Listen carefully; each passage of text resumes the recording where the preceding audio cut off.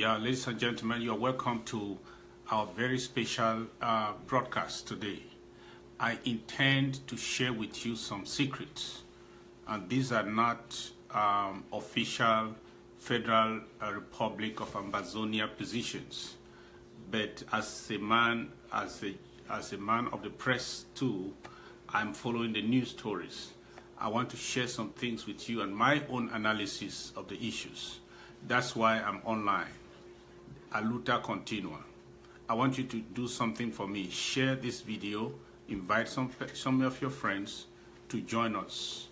It will not be long today.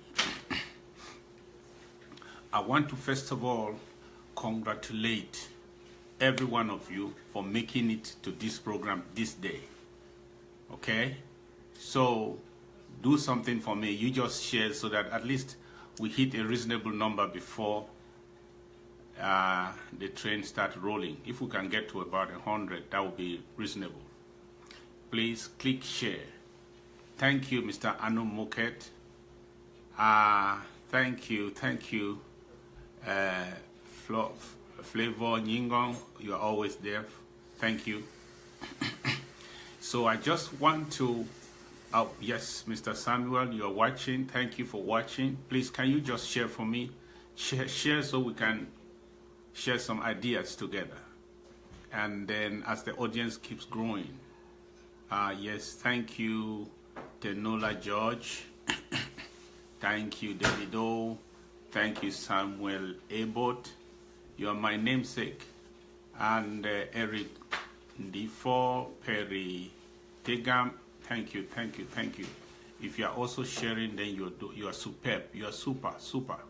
Continue to share, and then share here.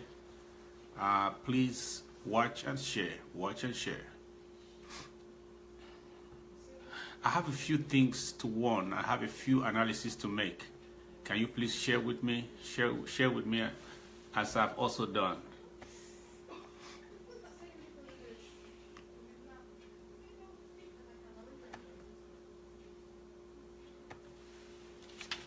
I want to talk to us about the thinking of the French, the inside intrigues of what is going on right now, the players behind the shadows, and the thinking of the government of the Federal Republic of Nigeria, and some players that have come into the game.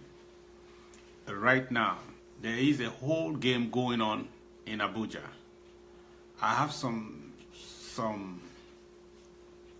snippets of certain things that are going on, which I'm going to analyze. This is not the position of the government, but these are things I think I can share with us. So please, let's hit 100. Share now, so we can commence.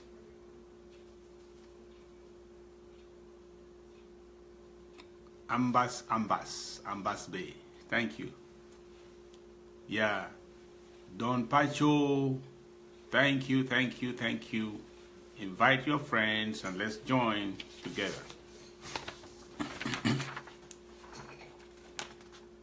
I'll begin with some good news anyway.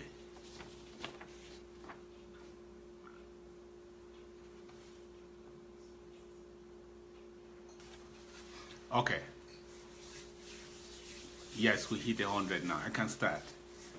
The good news is that our president, His Excellency, Siseko Ayoktabe, is alive. The good news is that his able lieutenants, his able associates, part of the interim government, people like Mr. Tassa Wilfred, people like Fongalafo, they are alive and doing fine.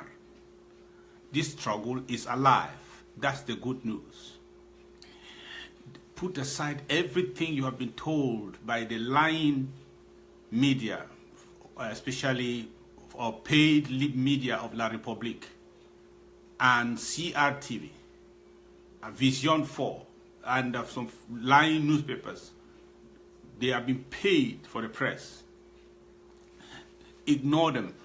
I came to tell you they are alive. They are in Nigeria. They are not in Cameroon. That is the truth. You can go and put it in the bank.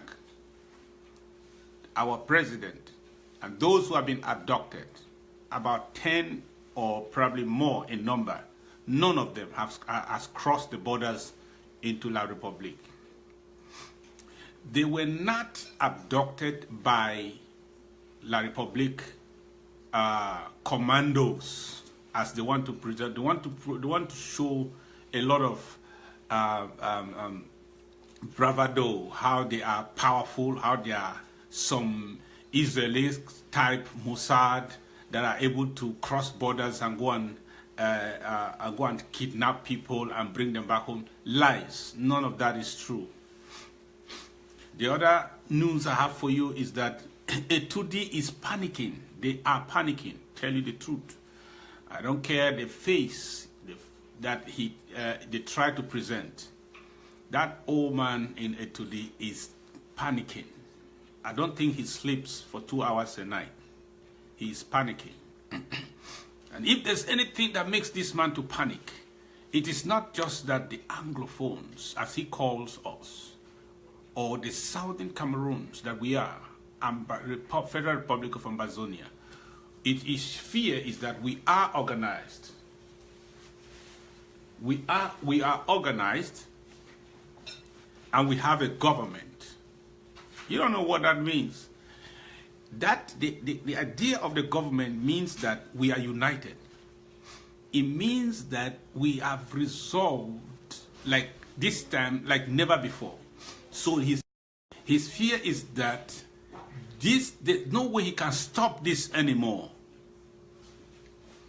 Because one of the criteria to get us international recognition is that we should be able to show that we are able to govern ourselves, we are organized as a people, and that we are united in our majority, and we have a leadership that's responsible, that is democratic, and that so we are capable of filling institutions of government, and that we can be we can govern ourselves. And that's a condition that will be considered by anyone who will be voting to grant us our requests at the United Nations. If we ever come to that point where we are asking we have to present our credentials for membership, those are the things they have to examine. So the fact that we have a government, it sends shockwaves down the spine of La Republic.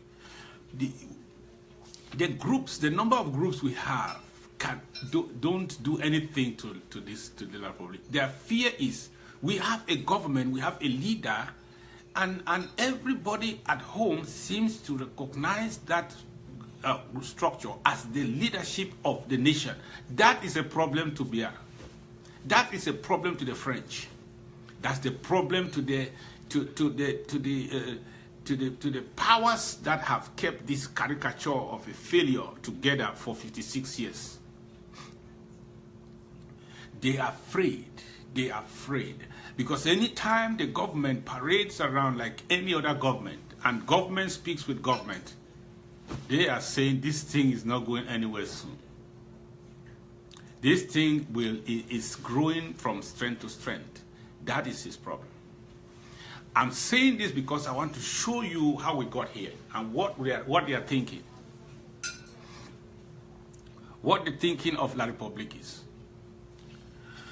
Now, the people who are frightened by the emergence of a united government over the people who are frightened most are those who have something to lose. And these people are the French and their hegemony in Cameroon and in Africa. As goes French Cameroon, so goes the rest of Central Africa region, or Central African French colonies. And from now henceforth, I give you this word, Never you call them La République du Cameroon again.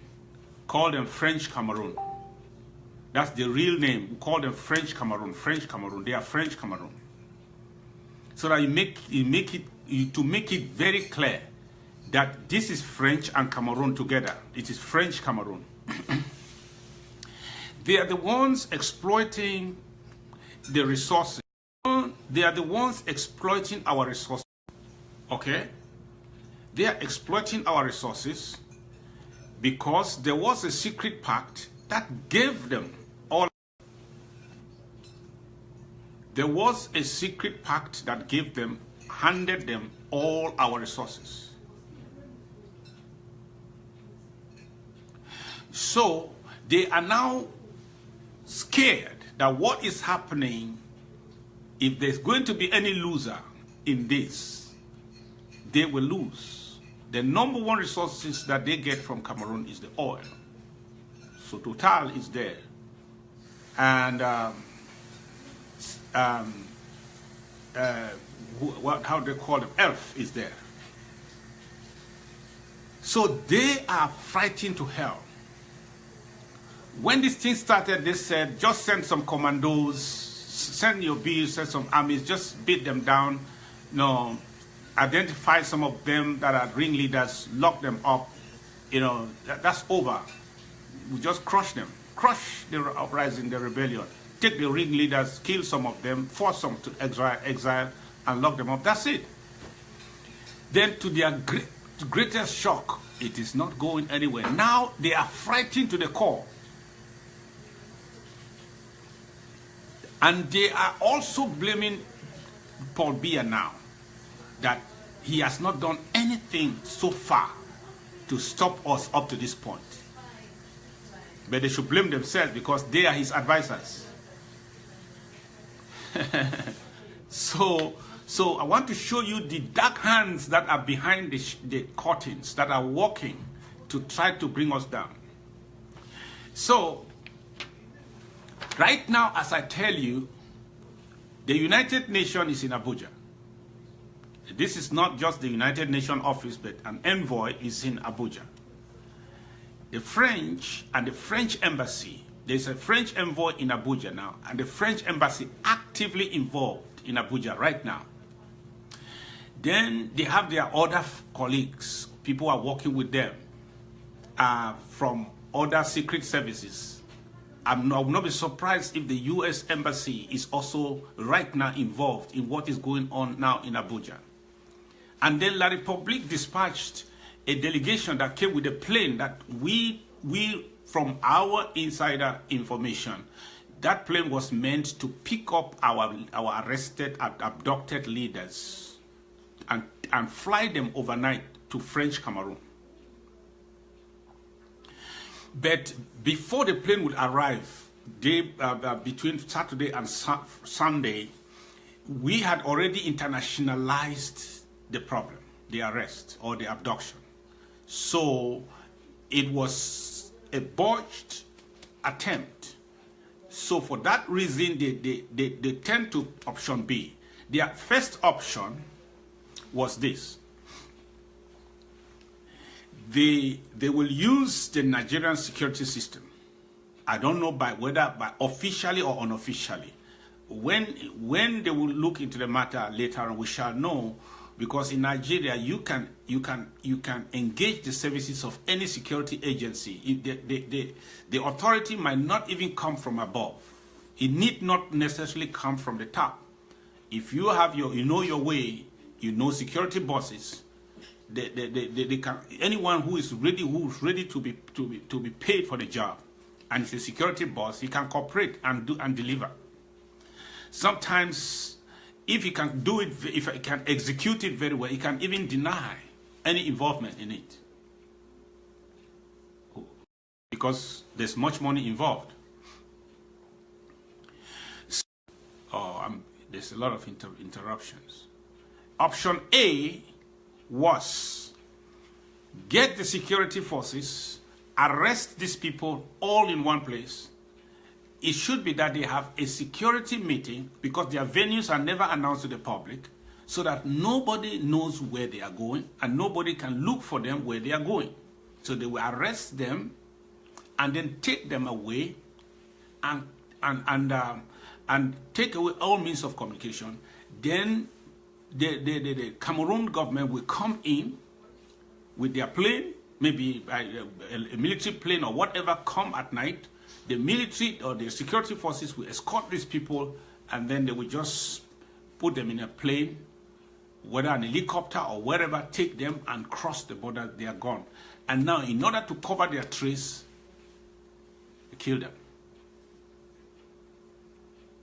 That was option one. It was going to be executed in a manner that, like right now, we would be asking, where are they? And nobody knows where they are. But God so kind, one person that was supposed to attend that meeting did not make it there on time. And his name was Arthur Miller. People went ahead talking all nonsense, asking questions they should ask, but landing themselves into conclusions over things they did not understand, the ways of God. God made it possible that somebody will miss his flight and will not get there on time. And that is the person that will get there very late after the meeting must have started, and then will be told none of your people is here because he alone knew the venue. None of your people are here, they have been taken. He said, what? Instead of lodging in the hotel, say, let me run for my life and try to find out a few things, what is going on or what happened. Did they change the venue or what happened? Is there a problem? So for that reason, we're able to get information. Our God is wonderful. When we pray to him, we should also watch, because if not, we can be a problem for the answers that he will give us and how he chooses to answer. So their plan A failed. One, the operation was not hitch-free. Everybody now knows it. They did not intend anyone to know it. That explains the silence of the government, because it's an embarrassing situation. They did not prepare to make public statements on this issue. They did not know. They did not know they would be asked at any time what is going on, because that was going to be so covert, so secretive, so perfectly executed, no traces. And then they would just vanish. It would be like they went to Abuja and they disappeared. People would think of crimes, people would think of armed robbers, people would think of all kinds of things, and nobody would point fingers to the government. So it failed. And this is what the French have been doing. This is what the French masterminded. Because they have finally discovered that, especially after the 31st, when they saw 31st of December, they saw two presidents. They saw their own media analysts, their own political analysts.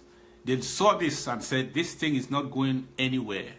We will lose. And so they helped the Cameroon government to find a means of arresting our leaders and taking them out. The French know one thing: kill the leaders. And this is their calculation. If they should, it is not possible. They know that by killing or taking or imprisoning any leader, the revolution will not stop, right? They know that. The French know that. They know that these people are determined. Even killing 2, 3, 4 leaders, it will not end. The experiment they did with Abombala and Co. showed that it cannot end. But here is their calculation. When they see a popular leader that is able to unify a movement that is dreaded, their first plan is to take them out. When they take him out and his key lieutenants, now that will create a leadership vacuum. Then now the enemy now can zoom into the struggle to cause a lot of factions, a lot of divisions, so that this idea of a real government that has total support will not be. And that is what they wanted to undo. They were not trying to end the struggle abruptly by taking away the leaders, but they were actually trying to take away the leadership that is accepted on ground zero, so that they will create a massive vacuum that they will now come in now and divide the rest of the people and make sure that we never get there. So that was their calculation. They wanted to create a vacuum and make sure that by the vacuum, they now have a situation where there will be chaos and they can zoom in and cause a lot of factions, divisions, and now we will not be regarded as a people. We'll just be regarded as agitators, not people with a government that they recognize, that they are ready to fund, that they are ready to fight for, that is directing and calling the shots, that is able to talk to other governments, and that's able to negotiate on behalf of the people. No, that's what they wanted to undo. That's what they wanted to undo. So they were playing this card. They were playing the Niger Delta card. They told Buhari, you know how Buhari is scared of Niger Delta because of the use of arms and what damage they are doing to their natural resources and the source of their livelihood. They are scared of Niger Delta agitators. So the French came and started. They wanted to show some kind of collaboration between us and the Niger Delta, and that's what they told Buhari, to bring him to this level of cooperation with them, to make him an ally, because they have discovered that if Nigeria is our ally, that will be a very tough battle to win. And if there's any escalation, if there's a full armed struggle, then and Nigeria is on our side, they lose. So their intention was to get Nigeria on their side, and they started trying to show a collaboration going on between the Niger Delta agitators and the Amberland freedom fighters. That's a lie they cooked up.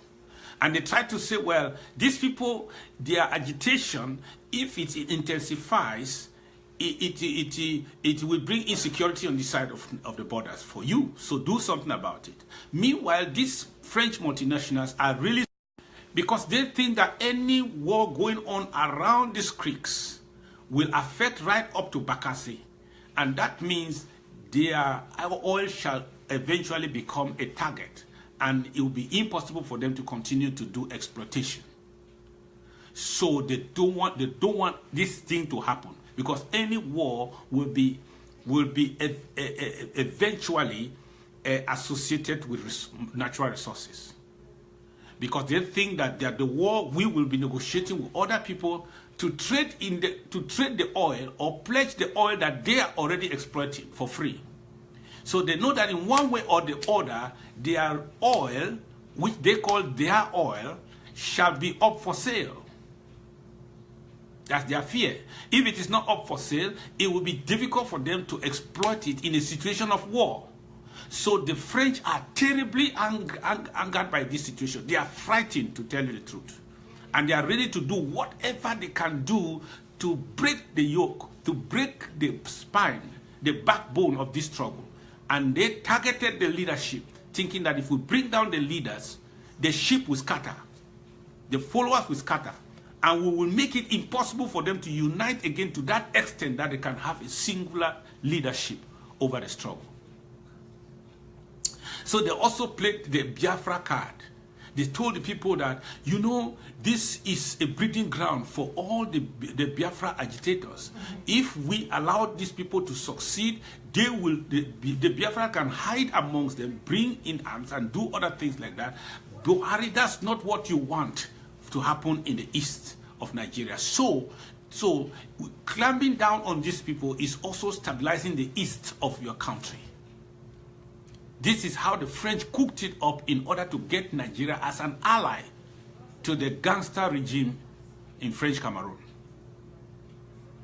So, you know how Buhari is afraid of these two phenomena happening in the east of his country. So he naturally fell for it and said, well, let me do something. And then the other thing is that the cost of the oppression going on in Nigeria, I mean in French Cameroon, in Ambazonia, Nigeria is paying the highest cost of that war that is now led by French Cameroon over against Ambazonia. Nigeria is paying the highest cost because of thousands of refugees that are coming. Nigeria is having to take care of that. With all the security problems that may be associated with that, Nigeria is paying the cost. Hospitalization, Nigeria is paying the cost. Even feeding, Nigeria is taking care of all that. And this thing, if this thing continues, more and more are going to troop into Nigeria. So Nigeria is, once this thing resolved in one way or the other, it does not favor Nigeria in any way.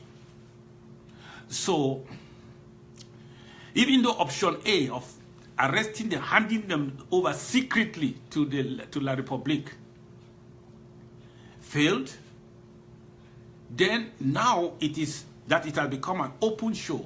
But they are still silent. You know what? Because talks are going on right now.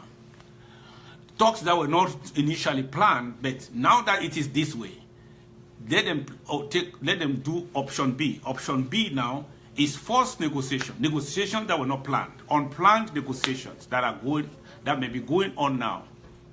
Trying to see if they can talk to these people, trying to see if they can pressure them. They can, the French and the French Cameroon, all they do is bribe, try to see if they can bribe some and try to persuade some. But you know what? These people are made up of steel. You know the people who are there? His Excellency Sissoko Tabe, Ayok Tabe, and Patasa and Fongalafo. These are people made up of steel. They have just chosen the wrong people. They have got the wrong people in the net. And none of their expectations shall be granted. So don't even be worried about it. There will be nothing short of how we are going to separate. That's the only kind of negotiation they can get from the people that they are holding in captivity. If they think that by any form of negotiation they will land on anything less, anything more, it's a joke. It's just a waste of time. So I know the British, and at least from their embassy, they are French. The French Cameroon, their delegation is right there. They are with money, with everything. But I want to assure people, the poor Cameroon, the people of Ambazonia, that the corruption cannot win this war. We have gone past that. So don't even think there. Don't even think about it. There are only people who don't know who we are and where we are at this stage that even think that by bringing some couple of dollars there and rounding up a few leaders, they are able to change the course and change the outcome. That cannot happen. It is not happening and will never happen. Yeah. So, then the other thing, the other card, which the French are trying to play, they want to at least dirty the hands of the Nigerian government against us as a people. Just because they want to get them as an ally in the struggle. They know that if they can cause Nigeria to do some stupid thing against the Ambazonians, and then Ambazonians start reacting violently against the Nigerians, then it will become like the Nigerians against the Ambazonians, and the French Cameroon too against Ambazonians. So it will be 2 versus 1. But they don't want the 2 versus 1 to be Ambazonia and Nigeria versus French Cameroon. So they did all this one to be able to recruit Nigeria on their side, cause Nigeria to do some stupid thing, or it is not yet ended.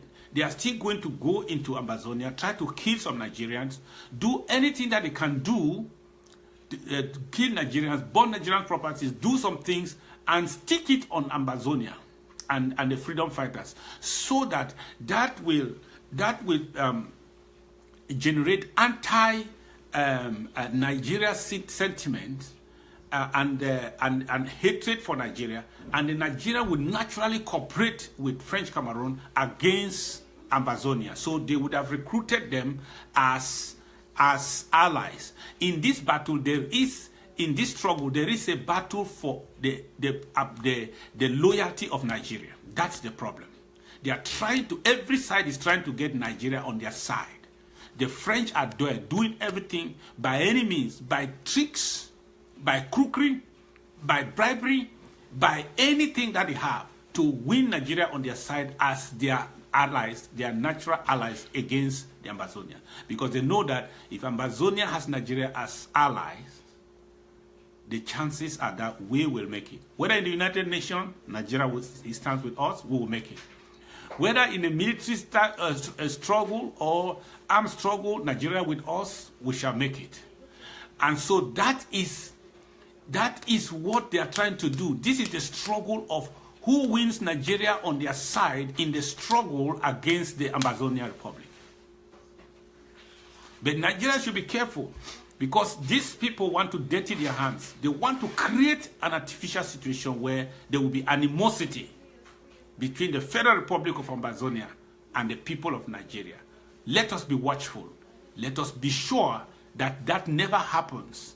Let us watch and see, because these are the dark hands of the French and their mafia and the French Cameroon mafia to make sure that it happens, so that we will not have Nigeria as our ally. Because let me tell you, Nigeria is our #1 ally in this struggle. A lot of manipulation is taking place now in Abuja. All that is to win Nigeria as their ally, because they know that nothing suggests that there are any allies to the bloodsuckers in a 2D. But if they can create situations where Nigeria will dirty its hands, and Ambazonians will be angry with Nigeria, and there will be a war situation between Ambazonians and Nigerians, then they will naturally take advantage of that. So and call them the allies against us. So God bless you. I just came to share this with you, but that's all. Let's be wise. Let's not fall in their trap, the trap of the French. Let's not fall in that trap. Remember, the French doesn't love Nigeria. The French doesn't love, even the French Cameroon doesn't love Ambazonia. When the Biafra War was launched in the late 1960s, the French just came in and recognized Biafra. It's not that they did a bad thing. Biafra was trying to separate because of clear injustice and problems they suffered. But the French came into to be one of the first countries to recognize Biafra. Why?